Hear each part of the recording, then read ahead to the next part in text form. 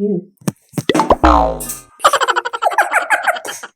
of the day. Ice eating challenge. Third expression.